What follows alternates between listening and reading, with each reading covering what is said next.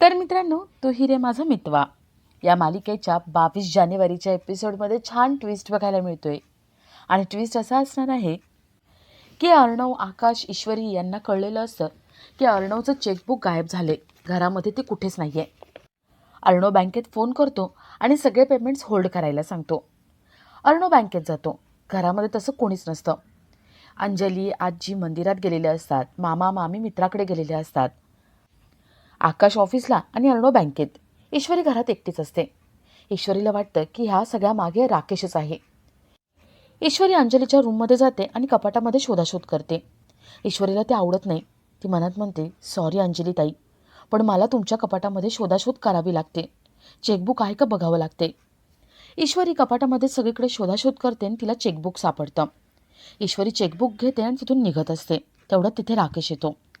राकेश म्हणतो, इंदोरी जलेबी आलीस तू? आता थांबा, घरात कोणीच नाही आहे मला पण माहिती आहे. तू आता इथून जाऊ शकत नाही. ईश्वरी जाण्याचा प्रयत्न करत असते. तिच्या हातात चेकबुक असतं. राकेश म्हणतो, तुला जायचं आहे का? जा, पण त्याआधी मला ते चेकबुक दे. ईश्वरी म्हणते, नाही, मी देणार नाही. ईश्वरी, राकेश यांच्यामध्ये झटापट होते. ईश्वरी राकेशला खाली ढकलून देते.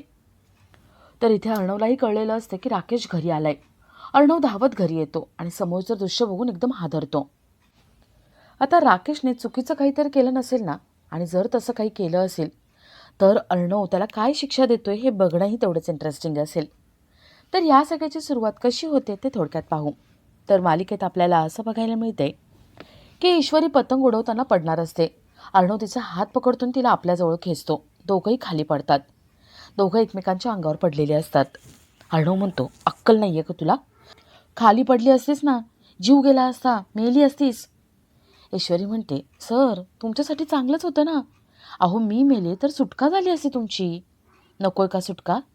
सर मला माहिती आहे तुम्हाला मी हवी आहे आणि त्यासाठी माझा जीव वाचवला ना. अर्णव काहीच बोलत नाही. सगळे अर्णव ईश्वरी यांना उचलतात. अर्णवच्या हाताला मांज्यामुळे लागलेलं असतं. त्याचं बोट थोडंसं कापलं असतं. ईश्वरी त्याच्या बोटाची काळजी घेते, फुंकर घालते. सगळे अर्णव ईश्वरी यांचं कौतुक करतात. अर्णव, ईश्वरी यांना एकमेकांबद्दल किती प्रेम वाटतं, आपुलकी वाटतं याबद्दल बोलतात. अर्णव विचारतो, झालंय का आता कॉम्पिटिशन? जायचं का खाली? सगळे म्हणतात, चला चला भूक लागली आहे. सगळे खाली जातात. वल्लरी पण जात असते. ईश्वरी तिला थांबवते. ईश्वरी म्हणते, मामी बघितलंत ना सरांना माझी किती काळजी आहे ते? दिसलं ना तुम्हाला सरांना किती काळजी आणि प्रेम आहे? म्हणून सांगते, यापुढे आमच्या नात्यावरती शंका घ्यायची नाही आणि आमच्या दोघांमध्ये भांडणं लावण्याचा प्रयत्न तर अजिबात करायचा नाही. मामी आत्ता बघितलं ना, तो फक्त ट्रेलर होता. पिक्चर पूर्ण बघायची इच्छा आहे का? नाही ना? म्हणून सांगते, चला चला. वल्लरी काय बोलणार तेवढ्यात ईश्वरी म्हणते, मामी ऊन खूप आहे, अहो चक्कर येऊन पडाल, चला खाली. वल्लरी, ईश्वरी खाली जातात. तर इथे अर्णव रूममध्ये येतो. तो आपल्या बोटाला पट्टी लावत असतो. ईश्वरी त्याच्याकडे येते. ईश्वरी म्हणते, सर तुम्हाला लावता येणार आहे का? द्या मी लावून देते. अर्णव म्हणतो, काही गरज नाही आहे, माझं मला लावता येतं. ईश्वरी म्हणते, सर किती हट्टीपणा करता तुम्ही. ईश्वरी अर्णवचा हात आपल्या हातात घेते आणि त्याला म्हणते, sir thank you so much. Arnav विचारतो, का? कशासाठी? आणि थँक्यू म्हणायचं असेल ना तर आरशासमोर उभी राहा आणि स्वतःला सॉरी म्हण. ईश्वरी म्हणते, नाही हो सर, हे बघा तुम्ही म्हणताय ना ते मी करायला तयार आहे. आरशासमोर उभी राहीन आणि सॉरीसुद्धा म्हणेन. पण सर अहो आरशात माझं तोंड नाही दिसणार मला. मला आरशात पण तुम्हीच दिसाल. म्हणून तुम्हाला इथेच सॉरी म्हणते. आणि तुम्हाला काय वाटतंय मी थँक्यू कशासाठी म्हणते? जीव वाचवला म्हणून? नाही हा, जीव वाचवला म्हणून नाही. मी तुम्हाला थँक्यू यासाठी म्हणते की आज तुम्ही माझ्यासाठी खूप मोठी गोष्ट केली आहे. तुम्ही दाखवून दिले की तुम्हाला माझी काळजी वाटते, तुम्हाला माझी फिकीर आहे. रागापेक्षा फिकीर मोठी आहे, हो ना? अर्णव म्हणतो, फिकीर माय फुट. अर्णव निघून जात असतो. ईश्वरीच्या हातात पट्टी तशीच असते. ईश्वरी म्हणते, सर अहो बघताय ना, आपल्या नात्याचं टोक हे असंच आहे. एक टोक तुमच्या हातात आणि एक टोक माझ्या हातात. त्यामुळे आपलं नातं कोणीही तोडणार नाही, कधीच तुटणार नाही. अर्णव ईश्वरीकडे येतो आणि ती पट्टी कात्रीने कापतो. अर्णव म्हणतो, कुठचीही गोष्ट टोचत असेल ना, आपल्याला आवडत नसेल, ती ठरवली की आपल्यापासून लांब करता येते. सोपं असतं ते. अर्णव निघून जातो. इथे ईश्वरी म्हणते, नाही सर, अहो एवढं सोपं नाही आहे ते. ठीक आहे, आत्ता तुम्हाला कळत नाही आहे ना, आत्ता जखम आहे म्हणून तुम्हाला कळत नाही. जखम भरली की सगळं कळेल. तर इथे ईश्वरीची आई क्लाउड किचनमधून निघणार तेवढ्यात तिथे नम्रता येते. आकाश तिला सोडायला आलेला असतो. आकाश नम्रता यांना सोबत बघून आई चिडते. आकाश आईला विचारतो, तुमच्या दोघींना घरी सोडू का मी? कार आहे, कारने सोडतो. आई म्हणते, काही गरज नाही आहे, आम्हाला कारची सवय नाही आहे आणि नको ती सवय नको. आकाश म्हणतो, ठीक आहे. आकाश नम्रताला बाय करतो आणि तिथून निघून जातो. नम्रता आतमध्ये येते. आई रागावलेली असते. नम्रता विचारते, आई काय झाले, का चिडलीस तू? आई म्हणते, नम्रता एवढा वेळ कुठे होतीस तू आणि किती वाजले? वेळ काळेचं भान आहे की नाही? नम्रता म्हणते, आई अगं मी कुठे दुसरीकडे गेले होते, मी इशूकडे गेले होते ना, तुला सांगून गेले होते. आई म्हणते, तेच मला तेच आवडत नाही. ते तिचं सासर आहे, तिथे जात जाऊ नकोस तू.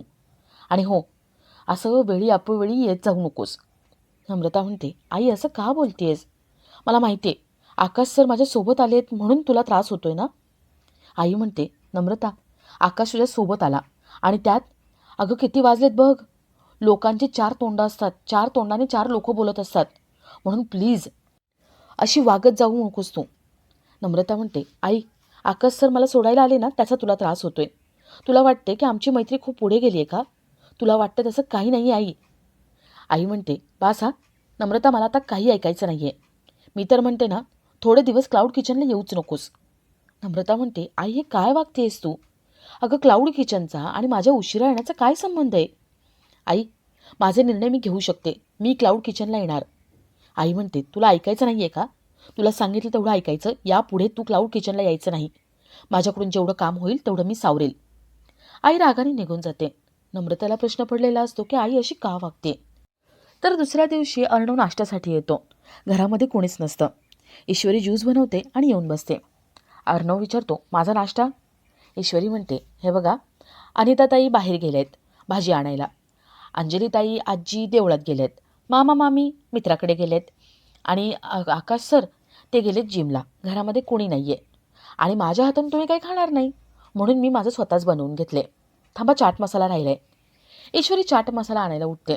अर्णवला खूप भूक लागलेली असते. अर्णव तो ईश्वरीने बनवलेला ज्यूस पिऊन घेतो. ईश्वरी फळं चिरून आणते. ईश्वरी म्हणते, अर्णव सर मला माहिती आहे तुम्हाला भूक लागली आहे ना, हे घ्या ही फळं खा. तुम्हाला भूक लागली आहे, ज्यूस पिलं तसं खा. मी हा ज्यूस तुमच्यासाठीच बनवला होता. अर्णव म्हणतो, मला नको आहे हे सगळं. तेवढ्यात तिथे आकाश येतो.